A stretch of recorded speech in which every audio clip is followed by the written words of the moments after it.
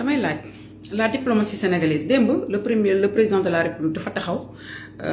renouveler sa confiance au Maroc au roi du Maroc wax ne relations yi liées tout ça wax ci wax ju rafet parce que mi ngi espérer que ne la situation va se calmer un peu. Les gens vont même jusqu'à dire que dañu war a dàq l'ambassadeur du Sénégal au Maroc loolu marocains yi ñoo koy wax. ñu gis ne gaañ nañu sénégalais yu bëri mais ba léegi ñu bëri génnewuñu blessure yi man gis naa ko ci benn vidéo le temps ma koy capturer sama téléphone kii mu fay mu dem mais dinaa ko wër ba gis ko. ñi ngi gaañ Maroc sénégalais yi biir Maroc di leen dóor démb gis nañu koo xam ne benn coup de poing la dóor benn supporter bi defoon yaramu neen il paraît que dans la vidéo intégrale kooku dafa fayu dóor ko mu egg terre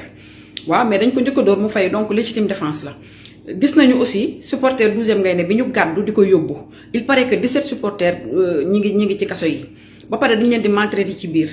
léegi nag loolu yëpp am restaurant Mama Africa ñu saccagé ko Mama Africa toog na def benn témoignage nee na dem na hôpital sax parce que dafa amoon blessure parce que yéen ñu doon wax naan dafa tëjoon mais mi ngi woon ci biir donc dañ ko gaañ biñ ko gaañee nee na dem na hôpital ñu ne ko duñ la laal dangay dem uti certificat médical mu dem def plainte ñu ne ko dama dem uti certificat médical mu dem di uti certificat médical ñu ne ko duñ la defal certificat médical duñ la laaluñu ko sax mais loolu bu dul racisme lan la léegi dama ne mais ñun ak Maroc dëgg la dañoo am ay convention dañu am diplomatie bu ñu lié mais loolu nañ ko respecté ñoom parce que bu ñu ko respecté wul si on le rend là pareil la vie va être dure aussi ci ñoom seen marocains yi nekk Sénégal et on ne veut pas en arriver là que le gouvernement prenne ses responsabilités xale yooyu nekk ci prison yi ay supporters lañu dañoo demoon foofu war a ñibbisi yor seen billet bi bu caduqué dañu war a jëndaat yeneen billet donc qu'on les libère qu'on les mette sur un avion ñu ñibbisi loolu mooy dëgg il faut taper sur la table quand il le faut yéen ñi ñàkk fayda la ak wayadi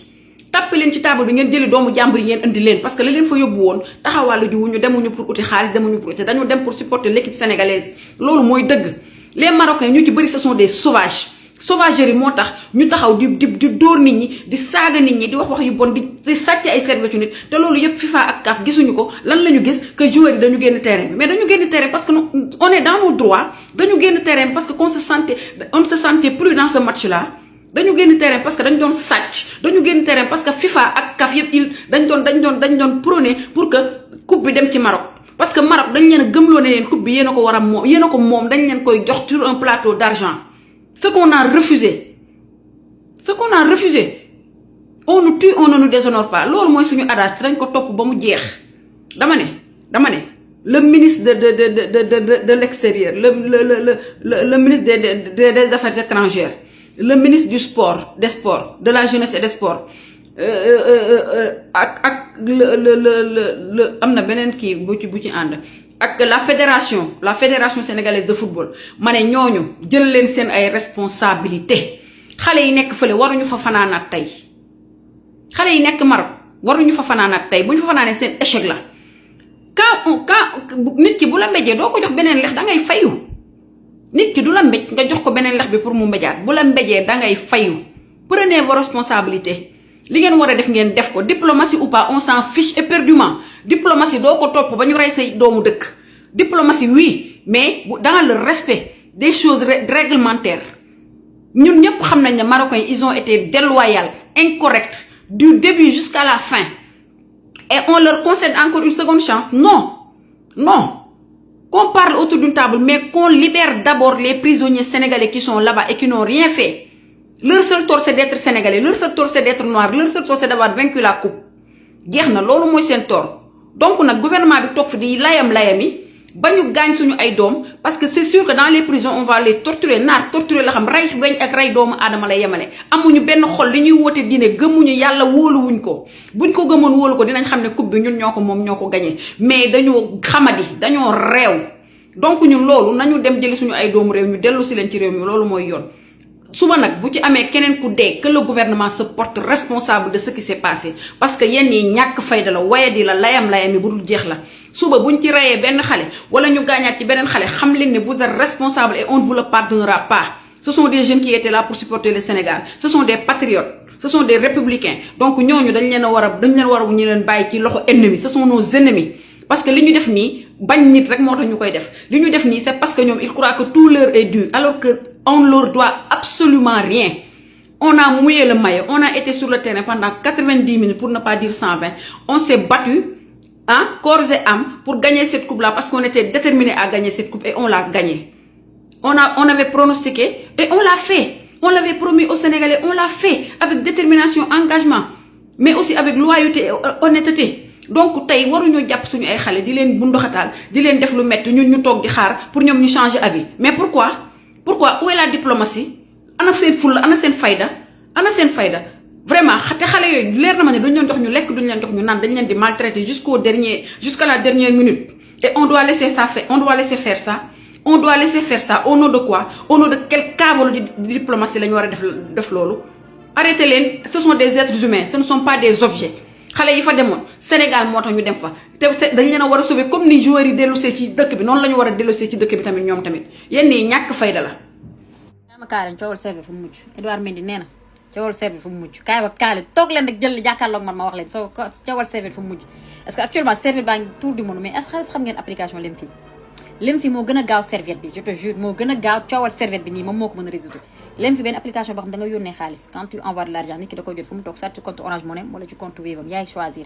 pour day disponible na en France Italie Espagne mooy Union européenne UK wala USA mooy Canada et tout yépp am na fa c'est simple facile et rapide da ngay dem sa App Store wala sa Play Store nga dem télécharger application Lemfi avec mon code DK Musique c'est-à-dire tu mets juste mon code DK Musique c'est-à-dire mon code DK Musique à partir de 150 € d'envoi dama lay may 15 € gratuit maanaam c'est-à-dire di nga am loo jógu jëndee serviette am loo jubilé ba pare yónnee waa Sénégal ñu toog ginaar jubilé donc nag gaaw télécharger ma vite fait l'application Lemfi après ma ñëw leen nag expliquer leen kaaw serviette fan la mujj kon nag gaaw télécharger application Lemfi gaaw télécharger vite l'application Lemfi yow kay dinañ la indi fii ci table yaay ngoone yow ngeen baal ma man maa bëgg affaire bi continuer bu jeexee ba pare ñu teg ko ma leen ci dindil mot par mot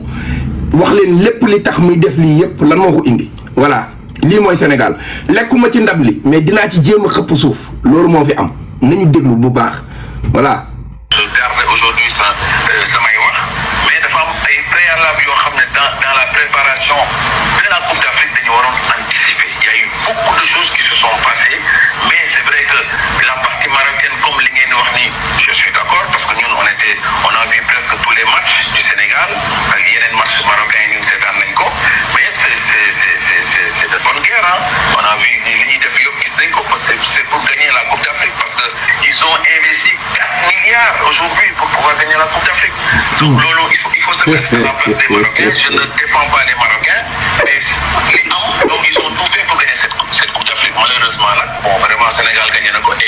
malheureusement cette victoire mais nag léegi si victoire ñu mérité ko ñun ce que nous devons faire aujourd'hui c'est de protéger pas malheureusement Sénégal gagné na ñun ñëpp mi yéen la presse les Sénégalais tout le monde a travaillé dans ce sens pour gagner cette Coupe d'Afrique là mais maintenant aujourd'hui lobem bi commencé na ñëw lobem bi mis en place tey ngeen deere et ce règlement là il faut le respecter voilà heureusement sax bon le penalty n'a pas été marqué lobem bi lobi maadi bi maa leen di sende commencé ngeen dugal ay commentaire su ma ko tegee ba décortiquer ko fii ba pare xam naa ne moom ku ko gisati